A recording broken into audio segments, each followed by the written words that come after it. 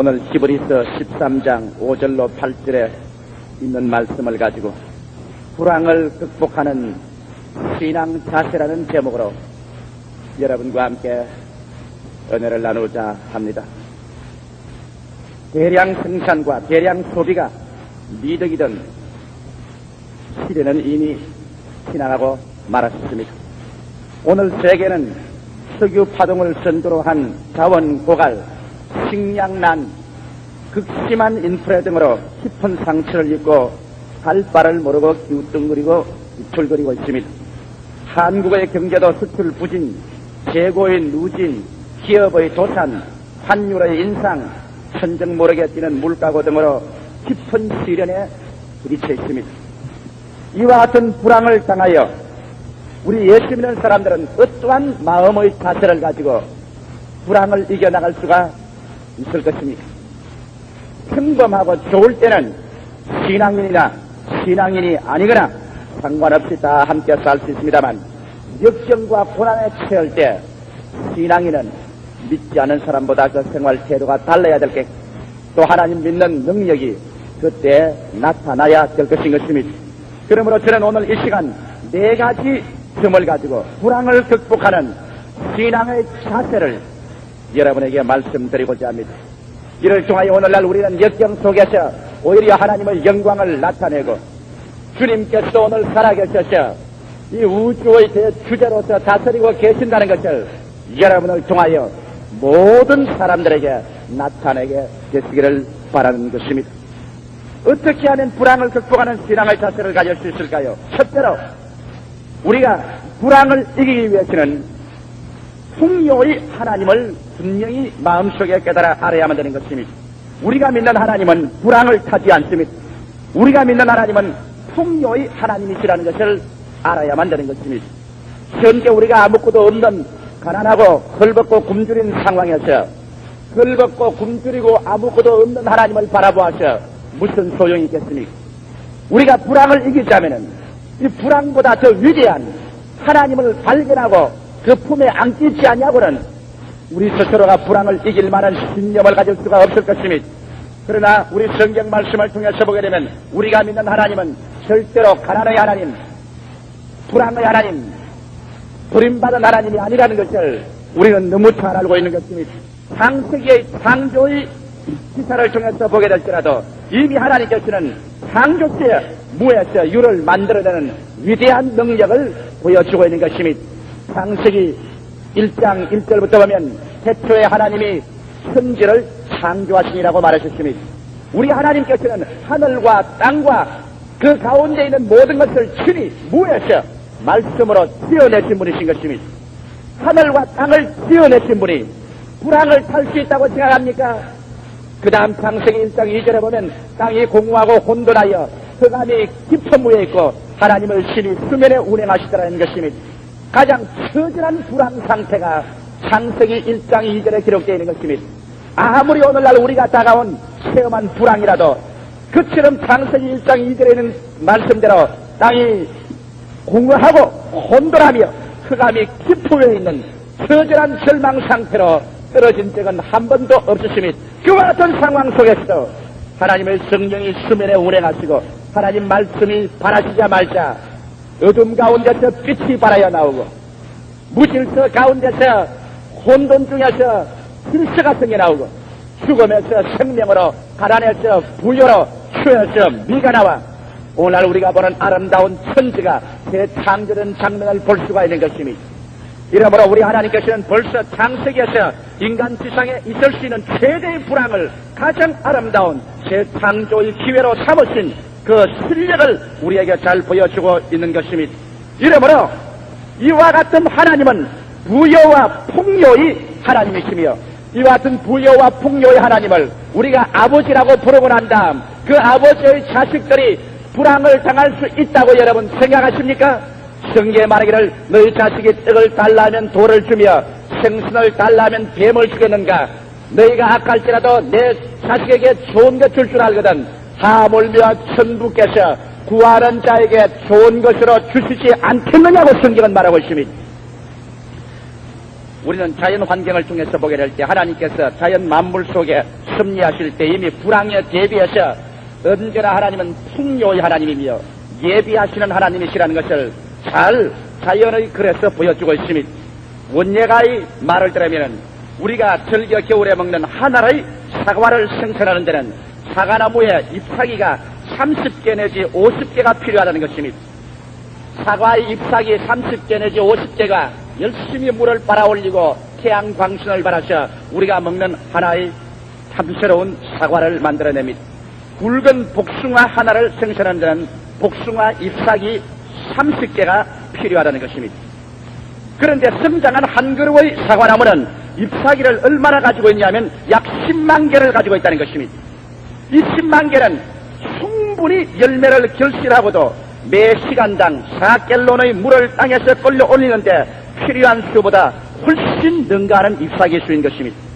무엇 때문에 하나님께서 30개 내지 50개 잎사귀만 가지면 사과 하나를 만들어내고 100개를 만들어내자면은 거기에서 3,000개 내지 5,000개 잎사귀만 가지면 사과 100알을 만들어낼 수 있는 것입니다. 그런데 사과나무 하나에 10만 개 이상의 잎사귀를 주님께서 갖다 주시는 이유가 어디 있는 것입니까? 그 자체 속에서 벌써 하나님께서는 불황을 이기고 불황을 대비할 만한 만발의 준비를 하시는 예비하는 하나님인 것을 볼 수 있습니다. 왜? 사과나무가 자라자면 벌레들이 달라들어서 그 잎사귀를 갉아 먹기도 합니다. 또 가뭄이 다가오면 마르기도 합니다. 폭풍우가 불어오면 나무가지가 꺾여지고 잎사귀가 날려가기도 합니다. 이와 같은 불시에 다가올 불황을 하나님께서는 자연 속에 대비하기 위해서 몇만 개만 있어도 필요한 그 나무 잎사귀를 충분히 10만 개 이상 준비한 것은 자연의 장에서 이미 하나님께서는 모든 불황에 대비할 능력과 은혜를 우리에게 주시고 계신다는 것을 잘 알 수 있는 것입니다. 우리는 또 이 사과나무에 이러한 과일나무에서만 대비하는 하나님을 보는 것이 아니라 땅에 둥지를 만들고 알을 까는 메추리, 꿩, 오리 등을 우리가 볼 수 있는 것입니다. 메추리나 꿩이나 오리 같은 것은 알을 굉장히 많이 낳습니다. 한 번씩 여러분 메추리 둥지나 꿩둥지나 물오리 둥지를 발견하면 10개에서 20개 혹은 30개의 알을 모아놓은 것을 봅니다.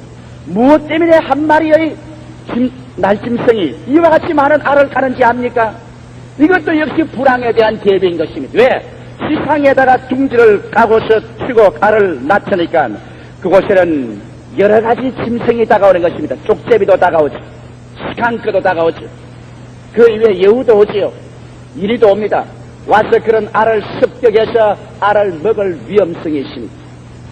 그리고 또 그 알을 까서 새끼를 칠 때 아직 어리고 날개가 날지 못할 때 짐승들에게 많이 잡혀 먹을 위험성이 있습니다. 그러므로 능히 알이 도적 맞고 또 새끼를 까고 난 다음 새끼가 짐승들에게 먹히고 난 다음에라도 종자를 계속 보존할 수 있을 만한 많은 알을 대비하도록 하나님께서 이미 예비한 것이 바로 오늘날 꿩이나 메추리나 그렇지 않으면 땅에서 둥지를 치는 모든 날짐승들의 준비한 모습인 것입니다. 이를 보게 될 때라도 우리 하나님께서 이미 불황에 대한 대비를 하셨지요. 여러분 민물숭어는 물속에서 왔다 갔다 하지만은 그 민물숭어 암컷 한 마리가 알을 몇 개 놓냐면 5,000개의 알을 낳습니다. 한 마리의 민물숭어가 5,000개의 알을 낳아서 그게 다 간다면 5,000마리의 숭어가 나오게 되는 것입니다. 그래도 실상 여러분 한 마리의 민물숭어 밑에서 5,000마리의 새끼가 나온 적이 있습니까? 없습니다. 왜? 그가 알을 까놓고 난 다음에도 수많은 고깃대들이 와서 그 알을 집어먹습니다. 그리고 혹은 그 알들이 물에 떠내려갑니다. 알이 까고 난 다음에 그 새끼가 자라기 전에 잡혀먹기도 하고 죽기도 합니다. 이러기 때문에 하나님께서는 민물숭어 한 마리에게 그 종자를 보존할 수 있게 하기 위해서 5,000개 이상의 알을 까게 함으로 말미암아 능히 어떠한 불황의 상태가 도달하더라도 종자를 보존할 수 있도록 미리 예비하시는 하나님이신 것입니다. 바로 아브라함은 이와 같은 하나님을 여호와 이레라고 말했습니다. 여호와 하나님께서 예비하신다고 말하셨습니다. 사도 바울 선생은 이와 같은 하나님을 지칭해서 고린도전서 2장에 말씀하기를 하나님께서 자기를 사랑하는 자를 위해서 예비해 놓은 모든 것을 눈으로 보지 못하고 귀로 듣지 못하고 마음으로도 생각지 못했다고 말한 것입니다. 이러므로 우리 하나님께서는 주를 사랑하는 백성들을 위해서 인간의 눈으로나 인간의 귀로나 인간의 생각으로 보고 듣고 생각할 수 없는 정도로 주께서 불황을 대비해서 예비하고 준비하시는 하나님이시라는 것을 자세히 보여주고 있는 것입니다. 그러므로 여러분과 제가 아버지라고 부르는 이 하나님은 얼마나 자녀들을 위해서 준비하시는 멋있는 하나님이신지 말로 정용할 수가 없습니다. 우리가 성서적인 역사를 통해서 보게 될지라도 하나님께서 이스라엘 백성들을 애굽에서 인도해내서 광야로 주물하셨습니다. 우리가 인간적인 상식적으로나 수학적인 계산으로 생각하면 무모하고 어리석기 짝이 없습니다. 왜? 80이 넘은 노점치가 지도자인 모세가 300만 이스라엘 백성을 광야로 휴무라쳤습니다. 그곳에는 수도 시설도 없습니다. 양식의 준비도 없습니다. 물도 없고 양식도 없는데 300만의 대민족의 이동을 광야를 통해서 끌어 나온다는 것은 무모한 모험에 불과한 것입니다. 그럼에도 불구하고 하나님께서 모세에게 명령하실 이스라엘 백성을 이끌어내실 때 우리 하나님께서 만일 불황에 대비하시고 예비하시는 하나님이 아니시라면 이스라엘 백성이 광야를 지나서 젖과 꿀이 흐르는 땅으로 들어가지 못했을 것입니다. 그런데 그 많은 백성들을 하나님께서 이끌어내실 때 그 제일 선두에 세운 캐치프레이즈가 무엇이었습니까? 젖과 꿀이 흐르는 땅으로 가자고 말한 것입니다. 하나님께서 불황을 향해서 가자고 말하십니까? 아닙니다. 젖과 꿀이 흐르는 땅으로 가자고 말한 것입니다. 우리 하나님이 궁극적으로 우리에게 주시기를 원하시는 것은 젖과 꿀이 흐르는 땅인 것입니다. 그러나 젖과 꿀이 흐르는 땅을 향해서 가는 동안에 그들은 메마른 광야와 사막을 지나야만 됐었습니다. 그 가운데서 우리 하나님께서 이스라엘 백성들에게 하늘에서 만나가 임하게 하고 바위에서 물을 토하게 하시고 메추라기가 와서 진중에 떨어지게 하셔서 그들이 40년 광야를 허덕일 동안에 굶어 죽은 사람 한 사람도 없었습니다. 목말라 죽은 사람도 없고요. 영양실조가 걸려서 죽은 사람 없었습니다. 성경에는 시편 기자가 분명히 말하기를 그들이 애굽에서 나올 때 약한 자나 병든 자가 한 사람도 없었다고 말했었습니다. 그리고 그들의 신발도 이복도 40년 동안 광야에서 방황할 때 밝아지지 아니하고 떨어지지 아니했습니다. 우리 하나님께서는 불황에 대비하셔서 당신의 백성을 인도하는 역사적인 실정을 가진 하나님이신 것입니다. 이렇기 때문에 오늘 불황을 당해서 우리 믿는 신자들이 제일 먼저 마음에 가져야 될 무장은 다윗의 노래한 시편 23편의 비전을 우리도 가져야만 할 것입니다. 여호와는 나의 목자시니 내게 부족함이 없으리로다. 여호와 하나님께서 여러분의 목자이신 것을 믿으시면 아멘 하십시오. 그렇다면 불황에 대비하는 우리 하나님, 창조의 하나님, 부여와 풍요의 하나님, 이 위대한 하나님을 나의 목자로 삼고 내가 그 기르는 양이 되어 그 목자의 뒤를 따라갈 때 다윗과 같이 우리는 신앙의 창조적인 고백을 할 수밖에 없지요. 여호와는 나의 목자시니 내게 부족함이 없으리로다. 다윗은 그 노래를 하면서 그도 불황에 대해서 말했습니다. 내가 비록 사망의 음침한 골짜기로 다닐지라도 해 받을 것을 두려워하니 알면 주의 지팡이와 막대기가 나를 아니하시나이다. 주께서 내 원수의 목줄에서 내게 상을 베푸시고 내 머리에 기름으로 바르셨사오니 내 잔이 넘치나이다. 이러므로 우리 예수 그리스도 우리 목자로 삼고서 그 뒤를 따라가는 하나님의 양무리들은 좋을 때나 어려울 때나 하나님 뒤에 따라갈 때 우리는 불황을 극복하고 이길 수 있는 부여와 풍요 예비하신 하나님의 뒤를 따라간다는 것을 마음속에 알고 두려워하지 말아야 될 것인 것입니다. 저는 언제나 우리 하나님을 믿고 난 다음 제가 목회를 시작을 한 다음 관습적으로 하는 마음의 그림을 그리는 것이 있습니다. 저는 우리 하나님을 생각할 때 우리 하나님을 언제나 풍요와 부요의 하나님, 예비하는 하나님, 창조의 하나님으로 내 마음속에 그림을 그렸습니다. 이제는 저희 마음속에 이와 같지 않은 하나님을 생각할래야 생각할 수가 없습니다. 우리 하나님께서는 언제나 무에서 유를 창조하며 죽음에서 생명을 가져오며 절망에서 소망을 가져오며 불황에서 부여와 풍요로 이끌어주는 위대한 하나님, 좋은 하나님, 창조와 생명의 하나님인 것이 마음속에 너무나 뚜렷하게 새겨져 있기 때문에 이 이외의 말은 할 수가 없습니다. 더구나 오늘날 전 세계적인 경제 파동이 다가오고 우리 한국적인 불황이 한국을 휩쓸 때 저는 아침에도 일어나서 이 부요의 하나님을 마음속에 그려봅니다. 그리고 저녁에 잠자리에 들어갈 때도 이 부요와 풍부의 하나님을 마음속에 그려봅니다. 그리고 나는 말합니다. 이 하나님께서 나의 목자가 되시고 나는 이 하나님이 기르시는 양무리가 되어서 이 하나님을 따라간다. 이 하나님은 불황을 탈 수도 없고 이 하나님은 불황에 넘어진 적도 없으며 이 하나님은 불황을 위에서 언제나 예비하신 하나님이시다. 그러므로 나는 이 하나님을 따라가기 때문에 부족함이 있을 수가 없다고 선언하는 것입니다. 할렐루야. 이와 같은 믿음과 창조적인 선언은 여러분의 신앙을 불황에서 끌어내는데 절대적으로 필요한 것입니다. 여러분께서 신문지상에 나타나는 불안과 공포에 꽉 들어찬 비명만 바라보고 환경적인 부정적이고 절망적인 상황을 바라보고 얼굴에 석삼자 내편자를 그리고 마음속에 침울과 억압된 심정을 가지고 부정적인 마음으로 꽉 들어차며 집에 와서 탄식이나 하고 한숨이나 쉬며 슬픈 말이나 말하고 부정적인 말을 하고 가는 그 사람은 불황이 다가오기 전에 자기 스스로 이미 정신적인 차원에서 불황을 만들어내고 마는 것입니다. 이와 같은 정신적인 자세를 가지고 나가는 사람은 가정이 불황에 빠질 것이요, 그 사업이 불황에 빠질 것이요, 그와 동업하는 자도 불황에 빠지고 말 것인 것입니다. 우리 예수 믿는 사람은 불황에 짓눌릴 사람들이 아니라 이 부요와 풍요의 하나님을 가슴에 안고 어둠이 다가올 때는 빛을 가져올 준비를 하고 무질서가 있을 때는 질서를 가져올 준비가 하며 죽음이 있는 곳에는 생명을 가져오고 절망이 있는 곳에는 소망을 가져오며 불황이 오는 곳에는 부요와 창조를 가져오는 믿음으로 전진할 수 있는 이와 같은 백성들이 바로 예수 믿는 사람들인 것입니다. 사람이 떡으로만 살 것이 아니요 하나님은 입으로 나오는 모든 말씀으로 살 것이니라. 우리 예수 그리스도 믿는 사람들은 세상적인 차원에서 살지 않습니다. 나의 의인은 믿음으로 말미암아 살리라. 뒤로 물러가면 내 마음이 저를 기뻐하지 아니하리라. 이러므로 여러분과 나는 불황을 능히 이길 만한 위대하고 원대하며 장엄한 끝없는 자원을 가진 여호와 하나님을 우리의 아버지로 모시고 그가 우리의 목자가 되시고 우리는 그를 따라서 섬기는 양무리가 되었은즉 우리 마음속에 두려워할 것이 없습니다. 내가 이 하나님을 알고 이 하나님을 믿고 이 하나님을 순종하는 이상 무엇이 나를 두려워하겠습니까? 바울 선생같이 환난이냐 곤고냐 적신이냐 위험이냐 기근이냐 칼이냐 이 모든 일에 우리를 사랑하시는 이로 말미암아 우리가 넉넉히 이기나니라. 그러므로 불황을 이기는 신앙은 여러분의 마음의 자세가 이 부요의 하나님을 바라보고 발견해야 되는 것입니다.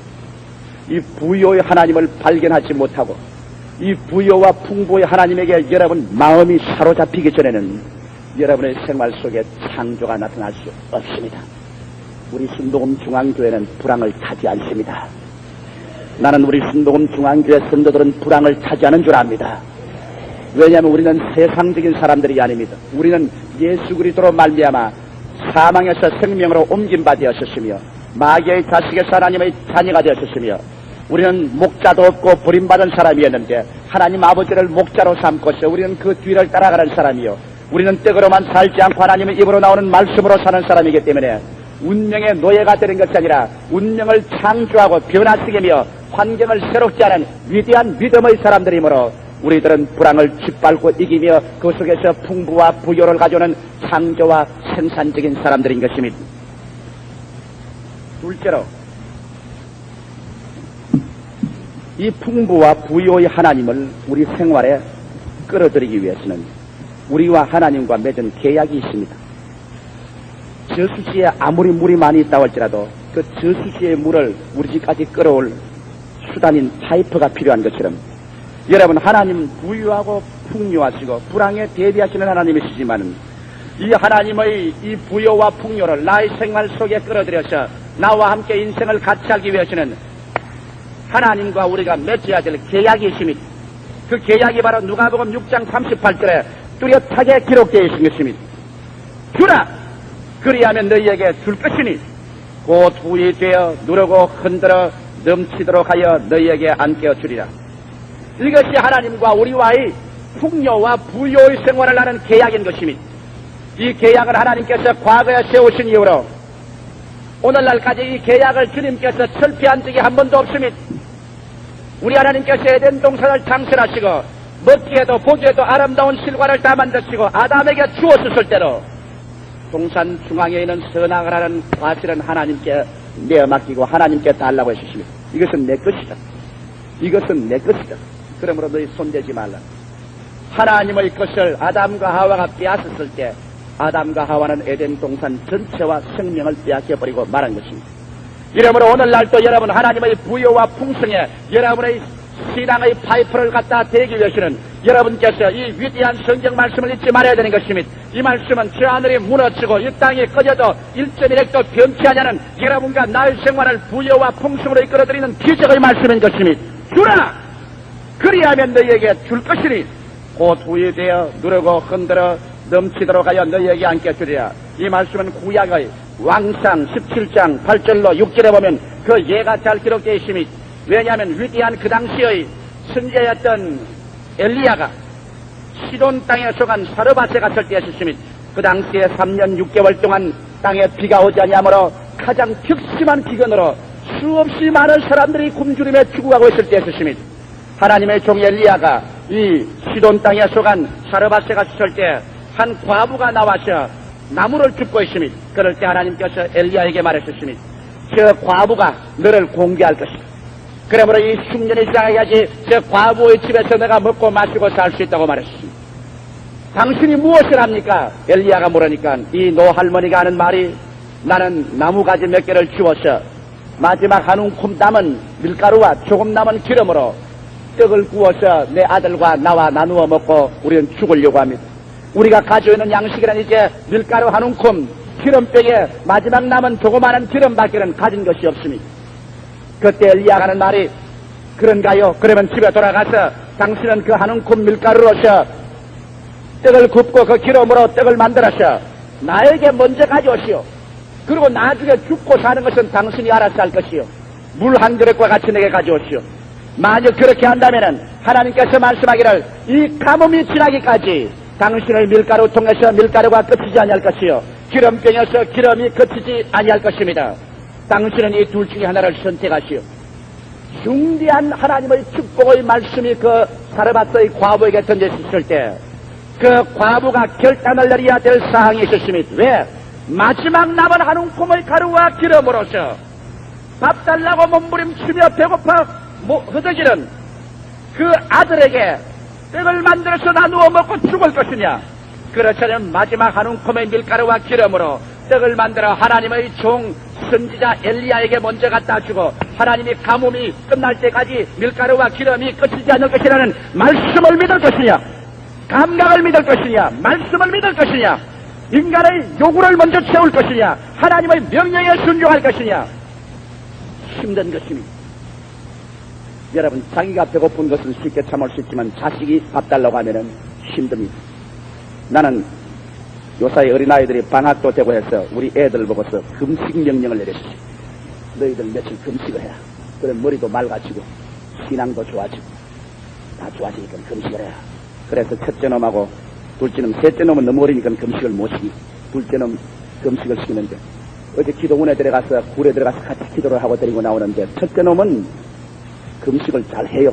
어제도 하고 오늘도 계속 하는데 둘째 놈은 나중에 배고파 죽겠다고 우는데 아이고 배고파 나 죽는다. 아이고 김치하고 밥만 있으면 나는 좋겠다. 김치하고 밥만 다오.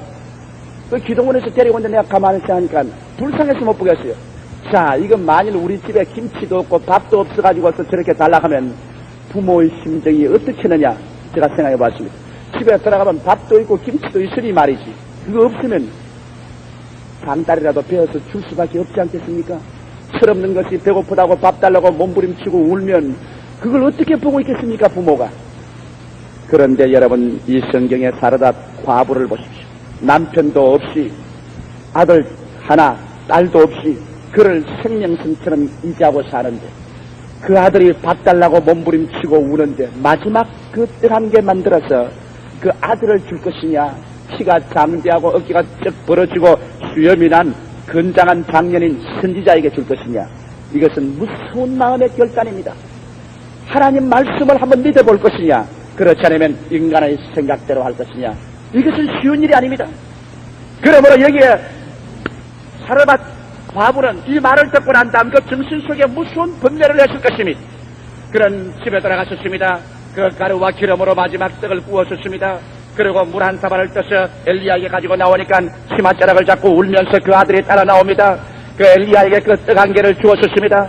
그 과부는 생각을 아무래도 저 장년이 저 떡을 다 먹을 리는 만무하지. 아마 한쪽 입에 넣고 난 다음 나머지는 이 불쌍한 과부와 아들에게 나누어 주겠지. 그런 기대를 가지고 떡 한 개를 주었는데 이런 일이 있을 수가 있습니까? 그 잠대한 장년인 엘리야가 밥 달라고 치맛자락을 잡고 눈물을 흘리며 몸부림을 치는 그 꽤 마른 어린아이를 두고 태양에 타고 영양실조가 된 그 과부를 버려두고 그 앞에서 그 떡 한 개를 다 먹어주깁니다. 다 먹어주겨. 그러고는 물 한 사발을 뻘꺽뻘꺽 다 마십니다. 인간적으로 생각할 때는 가장 무자비하고 인정이라고는 하나도 없는 인간같이 보이지만은 우리 하나님께서 그 부여와 풍성에 우리의 생활을 연결하는 데는 우리의 신앙의 최후의 시험으로 먼저 너에 있는 것을 내가 뭐느냐 이것인 것입니다. 그가 다 먹고 다 마시고 난 다음 그 여자에게 말하기를 이제 이 가뭄이 지나기까지 이 밀가루 등에서 밀가루와 기름 등에서 기름이 끝이지 아니할 것이다 선언했고 과연 그 과부가 들어가 보니 그 밀가루와 그 기름은 그치지를 않았었으니 모든 사람이 굶주려 죽는다고 할지라도 그들에게는 밀가루와 기름이 영원한 하나님의 부여와 풍성에 연결되어 그칠 줄을 몰랐었습니다. 우리가 하나님 앞에 물질을 들여서 먼저 주를 경외하면 우리가 먹고 있고 사는데 주님께서 물질로 축복하여 주셔서 물질에 손상이 가지 않고 주님께서 먹고 살 수 있도록 예배해 주시는 것입니다. 이러므로 여러분 우리 하나님 앞에서 주라 그리하면 너희에게 줄 것이니 곧 후이 되어 누르고 흔들어 넘치도록 하여 너희에게 안게 주려는 말씀을 잊지 말아야 되는 것입니다. 저는 이런 실화를 읽어보았습니다. 영국의 기독교 단체가 아동 자선 구호 기금을 얻기 위해서 유명한 선박 실업가에 갔었습니다. 무역업을 하는 부자인데 그 집에 저녁에 자선을 요구하기 위해서 가니까 그 큰 저택에 촛불을 켜놓고 난 다음 사물을 보고 있습니다. 응접실에가 앉으니까 그 영감님이 촛대를 여러 개 켰다가 다 그 본 앞에서 꺼버리고 촛불 하나만 딱 켜놓고 난 다음에 이야기를 시작하거든요. 그 촛불이 어둡지 않습니까? 하니까 사무 볼 때는 초가 밝아야 되겠지만 이야기하는 데는 얼굴만 비추면 되니까 쓸데없이 많은 촛불 켜서 돈 들일 필요가 어디 있느냐 그렇게 말합니다. 그래 동정을 얻어간 사람들이 마음속에 이야 이 영감에게는 한 푼도 안 나오겠구나 이렇게 무서운 각정이 세상에 촛불을 다 꺼버리고 하나만 켜놓는 이 영감에게 무슨 동정을 구하겠느냐. 돌아가려고 하다가 그 어린아이들의 불쌍한 상황을 이해하고 자선을 해달라고 하니까 상상 이외로 한 $500 현재 돈 한 $500 그 당시의 돈으로 상당히 많겠죠 를 약속을 했습니다. 그래서 그걸 받고 난 다음 나오면서 감격을 했습니다. 이야 그런 깍쟁이가 한 $500 내놓았으니 이게 참 굉장하다. 그런데 그 다음 그 수표를 받으러 갈 날이 다가오기 전에 신문을 보니까 그 회사의 배가 아프리카의 케이프타운에서 풍랑을 만나서 침몰해버리고 말았습니다. 그래서 그만 자선단체에서 말하기를 가지 말자. 글쎄요 촛불을 끄는 그 영감이 이제 배가 파손이 됐으니까 그 $500 내놓을 리가 만무하다. 가지 말자. 아예 가봤자 창피만 당하고 말 것이다. 그러나 다른 사람 그래도 알 수가 없으니 또 우리 개인 일도 아니고 어린아이들을 위한 것이니 가보자. 그렇게 해서 그 사무실을 찾아가니까 영감이 두 손으로 머리를 을싸매고 있고 온 사원들은 초상집 같았습니다. 앉아서 말이 나오질 않아요. 그러나 앉아가지고서 그 자선단체에서 왔는데 약속한 돈 때문에 왔다니까 비서를 부르지만 수표를 가져오라고 해서 수표를 찍는데 500불을 적지 않고 배를 해서 1000불을 적었을 것입니다. 너무 놀라서 물었답니다. 아니 이거 잘못 적은 거 아닙니까? 신문에 보니까 배가 파손됐다고 하는데요. 그러니 그 영감이 하는 말이 우리 사업이 잘 될 때는 하나님의 도움이 조금밖에 필요 없었어요. 이젠 배가 파손이 되고 이제 우리가 망하게 됐으니까 이때야말로 하늘나라의 자원이 정말 필요할 때가 왔기 때문에 내가 1000불을 하나님께 기부하는 거예요. 그래야 하나님께서 우리에게 더 많이 주시지 않겠습니까?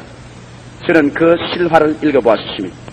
여러분 오늘날 불황을 이기는 길은 여러분께서 어려울 때일수록 하늘나라에 많이 저금을 하고 하늘나라 위해서 많이 내어놓고 하나님 사업을 위해서 많이 미는 이러한 기적이 일어나야 될 것인 것입니다.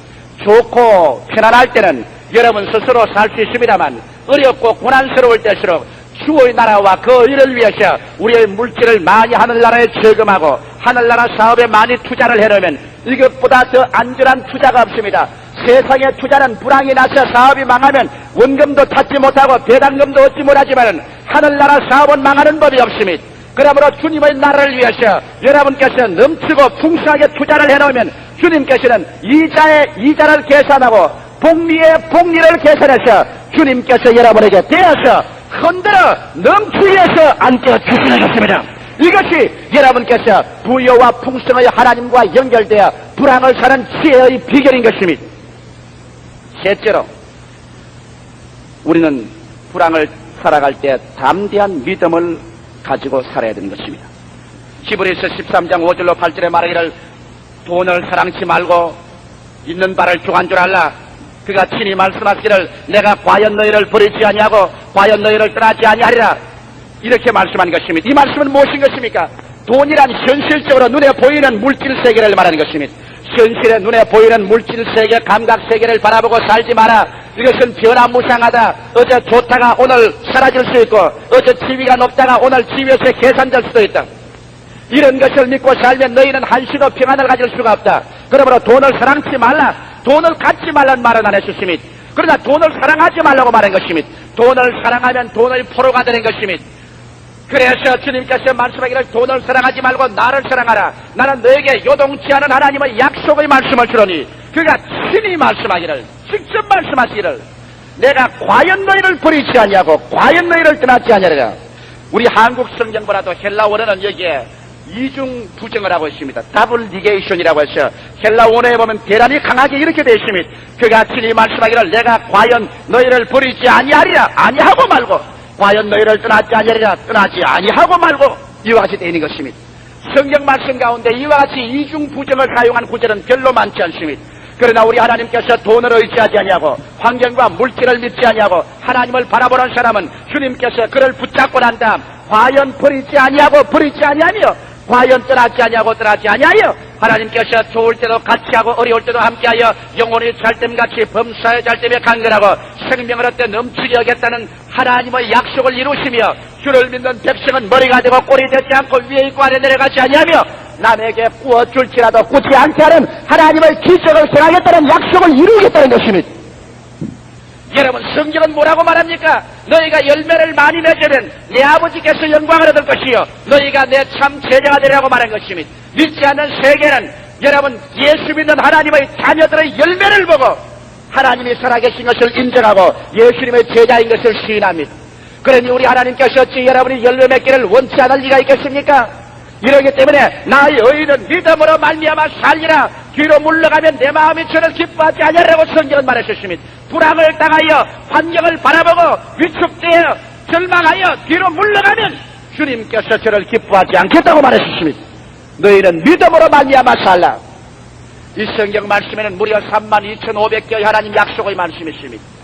눈에는 아무 증거 안 보이고 귀에는 아무 소리 안 들리고 손에는 잡히는 것 없어도 하나님의 약속의 말씀을 부여잡고 주여 이 말씀을 믿고서 나는 살아간다고 나갈 때 말씀은 여러분의 생활을 창조해내기서 하는 것입니다. 여러분의 생활에 기적이 일어나게 만들어주는 것입니다. 오늘 여러분은 예수를 믿는 사람들은 반드시 기적을 기대하는 신앙을 가져야 됩니다. 우리의 믿음의 조상인 아브라함은 로마서 4장에 보면은 제가 하나님은 죽은 자를 살리시며 없는 것을 있는 것 같이 부르시는 하나님인 줄 믿고 바랄 수 없는 중에 바라고 믿을 수 없는 중에 믿으시니 하나님이 이를 의로 느끼셨다고 말하셨습니다. 죽은 자를 살리는 것은 기적을 믿는 것이고 없는 것을 있는 것 같이 부르는 것은 창조를 말하는 것입니다. 오늘 우리 믿는 신자들의 기적과 창조를 믿지 않으면 그런 올바른 신앙을 가졌다고 볼 수 없는 것입니다. 넷째로 불황을 이기는 신앙은 범사에 감사함을 잊지 말아야만 되는 것입니다. 우리 사람들은 좋은 일에는 감사하지만 굳은 일에는 원망과 불평을 말합니다. 이것은 신앙적인 차원이 얕은 사람인 것입니다. 반드시 여러분 좋은 일에 도달하기 위해서는 굳은 계곡도 지나고 깊은 늪도 지나간다는 것을 알아야만 되는 것입니다. 좋은 일만 플러스해서 좋은 일이 생기지 않습니다. 나쁜 일과 슬픈 일과 괴로운 일이 플러스해서 좋은 고지에 도달하는 것입니다. 이러기 때문에 우리 주를 믿는 사람들은 감사하는 생활을 해야 되는 것입니다. 범사에 감사하라. 건강할 때도 감사하고 병들 모르도 감사할 줄 알아야 되는 것입니다. 마음에 평안할 때도 감사하고 슬픔이 다가올 때도 그 슬픔을 인하여 감사합니다. 지위가 높아질 때도 감사하고 지위를 잃어버릴 때도 감사할 줄 알아야 되는 것입니다. 그래서 범사에 주님께 감사할 때 성경은 말씀하시기를 하나님을 사랑하는 자 곧 그 뜻대로 부르심을 입은 자들에게는 모든 것이 합력하여 선을 이루나니라고 말씀하셨습니다. 감사는 돌아가는 기계에 기름을 치는 것과 같습니다. 인간과 하나님의 관계, 감사만큼 조화를 가져오는 위대한 힘은 없는 것입니다. 이러기 때문에 불황을 당하면 조금 잘못해서 정신적인 억압을 당하여 하나님을 원망하고 이웃을 원망하고 나라를 원망하고 운명을 원망하고 탄식하는 그런 일에 빠지기가 쉽습니다. 그러나 이런 유혹을 물리치고 우리는 불황을 당하면 당할수록 여호와를 감사하고 하나님을 찬미하며 우리와 같이 계신 하나님께 영광을 돌릴 때 하나님과 우리의 사이에는 기름이 켜지고 우리의 생활 가운데는 하나님의 섭리와 기적의 역사가 계속하는 것입니다. 저는 시편 34편 9절로 10절의 말씀으로 오늘 설교를 결론 지우고자 합니다. 너희 성도들아 여호와를 경외하라. 저를 경외하는 자에게는 부족함이 없으리로다. 젊은 사자는 궁핍하여 줄일지라도 여호와를 찾는 자는 모든 좋은 것에 부족함이 없으리로다. 젊은 사자가 궁핍하여 줄일 때면 얼마나 처절한 불황입니까? 그와 같은 처절한 불황에도 여호와를 찾는 자는 모든 좋은 것에 부족함이 없겠다고 하늘의 하나님께서 저 하늘이 무너지고 이 땅이 꺼져도 변찮는다는 하나님 말씀을 통하여 여러분과 나에게 약속하였으니 이 약속을 따라 우리는 불황을 이기는 위대한 신앙을 가질 수가 있는 것입니다. 그러면 우리는 네 가지 사항을 오늘 기억하고 주님께 부르짖어 기도해야 되겠습니다. 첫째로 하나님은 부여와 풍요의 하나님이신 것을 마음속에 깊이 명심하자. 둘째로 풍요와 부여의 하나님과의 연결하는 곳에는 계약이 맺어져야 되는데 이 계약은 먼저 주고 받는 계약이 이루어져야 된다는 것을 잊지 말자. 셋째로 우리는 담대한 믿음을 가지고 환경을 바라보지 말며 말씀에 의지해서 신념으로 살자. 넷째로 범사에 감사하여 하나님의 영광이 나타날 수 있도록 하나님과 우리 사이에 기름을 치자. 이와 같은 네 가지 사항을 여러분께서 유의하신다면 여러분의 생애가 오늘날 우리가 당하는 이런 불황뿐 아니라 개인적인 어떠한 불황을 당하고 운명의 어떠한 벽에 부딪혔다고 할지라도 이것을 변하여 더 나은 생활, 더 승리하는 생활, 더 창조적으로 더 부유한 생활로 나가는 위대한 기적을 산출하는 하나님의 능력에 접할 수가 있게 되는 것입니다. 기도드리십시다. 살아계시고 영화로우신 우리 아버지 하나님, 오늘 전 세계가 불황에 처해 있습니다. 또 우리 개인과 생활도 이 불황의 파도에 부딪혀 있습니다. 그러나 우리 주를 사랑하고 주를 믿는 사람들은 불황을 극복하는 신앙의 자세만 올바르게 가지면 오히려 이러한 때가 하나님의 영광을 나타낼 때가 된다는 것을 알게 하여 주시옵소서. 하나님의 기적이 산출되어 나온다는 것을 알게 하여 주시옵소서. 너희 성도들아 여호와를 경외하라. 저를 경외하는 자에게는 부족함이 없으리로다. 젊은 사자는 궁핍하여 줄일지라도 여호와를 찾는 자는 모든 좋은 것에 부족함이 없으리로다. 아버지 말씀이 모든 영혼 속에 큰 위로와 평강이 되게 도와주시옵소서.